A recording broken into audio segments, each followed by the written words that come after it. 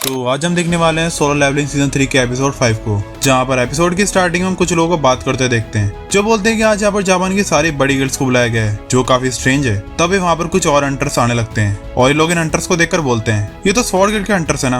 अब जिन लोगों ने सीजन 2 को देखा है उन्हें ये लोग अच्छे से याद होंगे, ये बंदे जेजू आइलैंड की रेड पर भी थे, बट इन्होंने अपने गिल्ड मास्टर गोटर यूजी और 7 एस रैंक हंटर्स को भी खो दिया है। ये लोग बोलते हैं कि इन स्वॉर्ड गिल्ड के साथ ये होना चाहिए था। अब लगता है कि स्वॉर्ड गिल्ड नहीं चलने वाली है। अब इस चीज से इन हंटर को काफी गुस्सा आ जाता है और वो इन लोगों को काफी डेडली आई से देखते हैं। ये चीज देखकर वो लोग वहाँ से दुम दबाकर भाग जाते हैं। अब इनमें से एक हंटर बोलता है मिस्टर गोटो यहाँ पर नहीं है, इसलिए लोग इतना बोल रहे हैं, बट इससे भी कुछ नहीं होने वाला। ये लोग कभी भी हमसे आगे नहीं जाने वाले। इसके बाद हम मीटिंग का सीन देखते हैं जहाँ पर एक बंदा बोलता है टोक्यो में एस रैंक गेट ओपन हुआ है, हंटर एसोसिएशन इसके लिए कुछ क्यों नहीं कर रही है। इनमें से एक बंदा बोलता है यहाँ पर सारे बड़े गिल्ड के गिल्ड मास्टर्स हैं और इन्हें पता है जेजो आइलैंड की रेड पर क्या हुआ था। दूसरा बंदा बोलता है हमें थॉमस आंद्रे को हेल्प के लिए बुलाना चाहिए। इसके रिप्लाई में एक बंदा बोलता है नहीं, एक बंदा है जो इनकी हेल्प कर सकता है अगर ये लोग उसको पैसा दे तो। अब बैरियर एक्सपर्ट यूरी ऑल्डो, हम लोग उसको अपॉइंट कर सकते हैं। अब हम जिन्वो को देखते हैं जो कार चलाते हुए बोलता है वो अभी 101 लेवल पर है। जब वो 100 लेवल पर था तब उसे कार्डन टेम्पल की की मिली थी।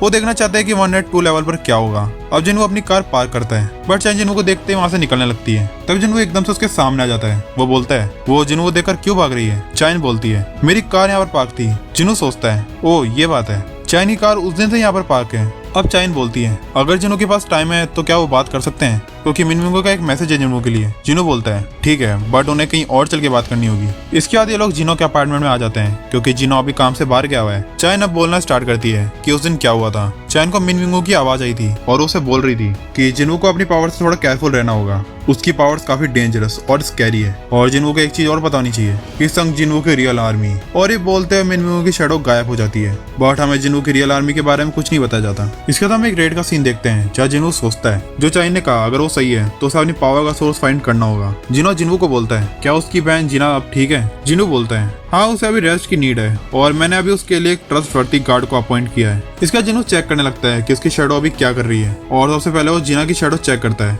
जो कि कोई और नहीं बेरू है। और बेरू इस टाइम पे टीवी शो देख रहा है और जिना रेस्ट कर रही है। इसका तो अपनी मॉम और बाकी सारे लोगों की शैडोज चेक करने लगता है, बट उसके बाद ही वो गलती से चाइन की शैडो चेक कर लेता है और उस टाइम पे बात ले रही होती है। जिन्हो काफी शर्म आती है। वो सोचता है उसे चाइन को लंच पे ले जाना चाहिए। तभी जिन्हो से बोलता है क्या आपको जापान में एस रैंक गेट अपेयर हुआ है उसके बारे में पता है। वो लोग वर्ल्ड के सभी हंटर्स को गैदर कर रहे हैं, क्या उन्होंने आपको कांटेक्ट नहीं किया। जिन्हो बोलता है उन्होंने मुझे भी कांटेक्ट किया था बट मुझे उससे भी इम्पोर्टेंट काम है। और वो कार्डन टेम्पल की को बाहर निकालता है जिसकी टाइम लिमिट 1 डे की रह गई है। इसके बाद हम यूरी ऑल्डोव को देखते हैं जिससे मिलने आज सुजीमोटो और उसके 2 हंटर्स आए हुए हैं। यूरी ऑल्डोव बोलता है उसे सारी इन्फॉर्मेशन पता है तो डील को शुरू करें। सुजीमोटो बोलता है हाँ क्यों नहीं, बट इनके पास इतने रिसोर्सेज नहीं है जो उसे दे सके। यूरी बोलता है वो हेल्प के लिए रेडी है और उसे $10 मिलियन पर डे के लिए चाहिए, मींस 3.6 बिलियन 1 ईयर के। ये सब चीज सुनकर सुजीमोटो और उसके हंटर गुस्सा आ जाता है। वो बोलते हैं क्या यूरी को अपनी स्किल्स पर इतना कॉन्फिडेंस है। यूरी बोलता है हाँ, और वो उन दोनों हंटर्स को एक जगह पर ब्लॉक कर देता है। वो दोनों एस रैंक हंटर्स हैं, फिर भी वो यूरी की पावर के कंपेयर में कुछ भी नहीं है। यूरी बोलता है वो लोग फालतू में अपना टाइम वेस्ट कर रहे हैं। सुजीमोटो सोचता है उसे क्या करना चाहिए, इतना बड़ा अमाउंट, इसके लिए उसे गवर्नमेंट से परमिशन लेनी होगी। इसके बाद हम जिन्हो को रेडी होते हुए देखते हैं। जिन्हो की मां मुझसे बोलती है जिन्हो को उसकी फिक्र हो रही है। जिन्हो बोलता है टेंशन की कोई जरूरत नहीं है, उसने प्रॉमिस किया है वो वापस जरूर आएगा। और इसके बाद वो जगह रिवील होती है जहाँ पर डबल टेंशन है और वो जगह कोई और नहीं जिना की स्कूल है। अब वहाँ पर जिन्हो आता है। एक लड़की बोलती है संग जिन्हो यहाँ पर। जिन्हो बोलता है कोई हंटर रेड पर गया है या नहीं। वो लड़की बोलती है 2 घंटे पहले हंटर्स गए हैं। जिन्हो बोलता है तो अब ये रेड कैंसिल करनी होगी नहीं तो सारे हंटर्स मारे जाएंगे। अब जिन्हो डंजन में एंटर करने से पहले उस लड़की को बोलता है कि हंटर एसोसिएशन को इन्फॉर्म करो कि यहाँ पर डबल डंजन अपेयर हुआ है। और ये बोलते हैं जिन्हो गेट के अंदर चला जाता है। इसके बाद हम डंजन का सीन देखते हैं जहाँ पर हंटर्स कार्टन टेम्पल के गेट को देखकर बोलते हैं अभी क्या चीज है, अगर ये बॉस का रूम है तो ये खुल क्यों नहीं रहा है। तभी वहाँ जिन्हो आते हैं, बोलता है क्योंकि एक ट्रैप है। उनमें से एक हंटर जिन्हो को देखकर बोलता है तुम कौन हो और यहाँ पर क्या करने आए हो। जिन्हो बोलता है वो यहाँ एक्स्ट्रा बैकअप के लिए है। तभी उनमें से एक हंटर बोलता है ये तो संग जिन्हो एस रैंक हंटर है। जिन्हो इनको वापस जाने के लिए बोलता है क्योंकि एक जगह इनके लिए सेफ नहीं है। इसके बाद जिन्हो गेट के पास जाता है। सिस्टम उसको शो करता है कि उसे की का यूज करना चाहिए। अब जिन्हो सिस्टम में से की को बाहर निकालता है और गेट को खोल देता है। तभी एक हंटर जिन्हो को बोलता है ये गेट ड्रैगन गिल्ड ने ऑक्यूपाई किया है तो जिन्हो ने यहाँ से नहीं भेज सकता। जिन्हो बोलता है कोई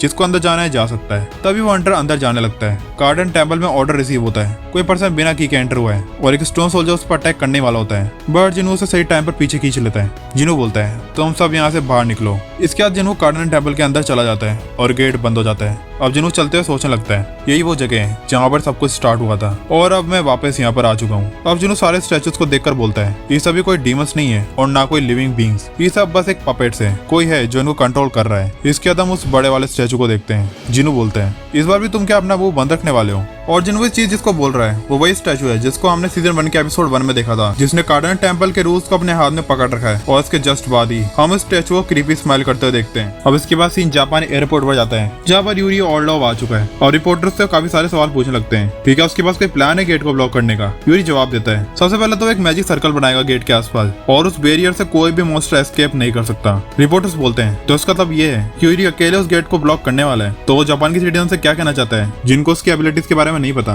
यूरी बोलता है अगर उसे अपनी मैजिक पावर का यूज करता है तो उस गेट को ब्लॉक नहीं कर पाएगा, बट उसके पास एक और प्लान है कि उस गेट के आसपास काफी माना क्रिस्टल बिखेर देगा और उनकी हेल्प से काफी बड़ा मैजिक बैरियर बनाएगा। बस एक बार वो बैरियर एक्टिव हो गया तो कोई भी मॉन्स्टर उससे बाहर नहीं निकल सकता और मैं उससे जापान के सारे लोगों को बचा लूंगा। और ये सब चीजें मिस्टर गोट टीवी में देख रहे होते हैं और वो बोलते हैं मुझे नहीं पता कि यूरी उस गेट को कैसे ब्लॉक करेगा, बट मुझे ये पता है कि अगर वो गेट को ब्लॉक नहीं कर पाया तो जापान में क्या होगा। तभी वहाँ वुजिनचुल आता है। मिस्टर को वुजिनचुल से बोलते हैं तो बताओ संग जिनवू अभी क्या कर रहा है। वुजिनचुल बताता है अभी हाल फिलहाल में तो सियोल में गेट्स ओपन हुए हैं, उन्हें क्लियर कर रहा है। मिस्टर को देखने लगते हैं ये तो काफी सारे गेट्स हैं, क्या संग जिनवू अकेले इन सबको क्लियर कर रहा है। वुजिनचुल बोलते हैं हाँ यही तो बात है और इन सब चीजों से मेजर गिल्ड काफी डिसअपॉइंट है। मिस्टर को बोलते हैं मुझे पता है बट एक चीज है, एक स्मॉल गिल्ड जिसको सिर्फ एक बंदा लीड कर रहा है और उसकी फाइट एक लार्जर गिल्ड से। मुझे हंसी आ रही है सुन के। तो ये वुजिनचुल को एक कॉल आता है और मिस्टर को वहां से चले जाते हैं क्योंकि उनको एक मीटिंग में जाना है। वुजिन कॉल रिसीव करता है तभी उसे एक रिपोर्ट मिलती है कि हाल फिलहाल में स्कूल में जो गेट ओपन हुआ था उसके पास एक और डंजन अपेयर हुआ है और वो है डबल डंजन। और उसको बताया जाता है कि हंटर संग जिनवू इस बार वहां पर गया है और ये चीज सुनकर तो वुजिन काफी शॉक है। और इसके बाद हम कार्डन टेम्पल का सीन देखते हैं जहाँ पर वो स्टैचू जिसको हमने सीजन 1 के एपिसोड 1 में देखा था, जिसके हाथ में रूस वाला टैबलेट है, वो उस टैबलेट को तोड़ देता है और वो जिन्वू को देखकर बोलता है तो तुम आखिरकार यहाँ पर आ ही चुके हो। जिन्वू बोलता है तो शुरुआत से ही इस टैबलेट का कोई भी मतलब नहीं था,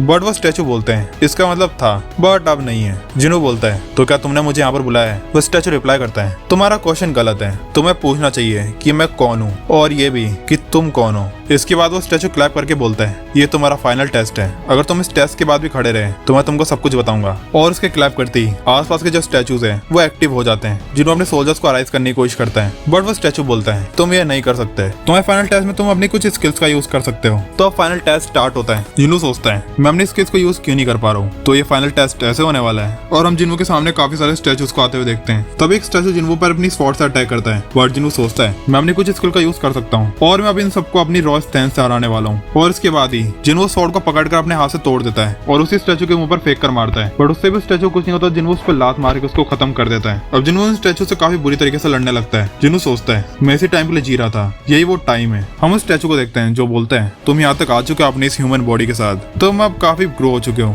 ये पहले की तरह नहीं है जब तुम लास्ट टाइम काफी बुरी तरीके से मरने वाले थे, बट अब तुम काफी स्ट्रॉन्ग हो चुके हो। ये काफी जल्दी हो जाएगा अगर टेस्ट को हम खत्म कर दे। और उसके बोलते ही हम उस बड़े वाले मॉन्स्टर को देखते हैं जो अपनी कुर्सी से अब उठ चुका है, जिसके सामने नॉर्मल स्टैचू तो काफी बच्चे लग रहे हैं। अब हम दूसरे वाले स्टैचू को देखते हैं जिसके काफी सारे विंग्स हैं, बट पता नहीं वो आसमान में कैसे उड़ पा रहा है। और वो बोलता है now it's time to worship the god. और इसके बाद इस सोलो लेवलिंग सीजन 3 का एपिसोड 5 यहीं पर एंड हो जाता है। बट सही में इस वाले एपिसोड में काफी सारे ट्विस्ट आए, तो हाँ अगला एपिसोड जल्दी आने वाला है। आप लोगों से मिलता है एक न्यू वीडियो में, तब तक के लिए अरिगत्तो गोजाइमासु।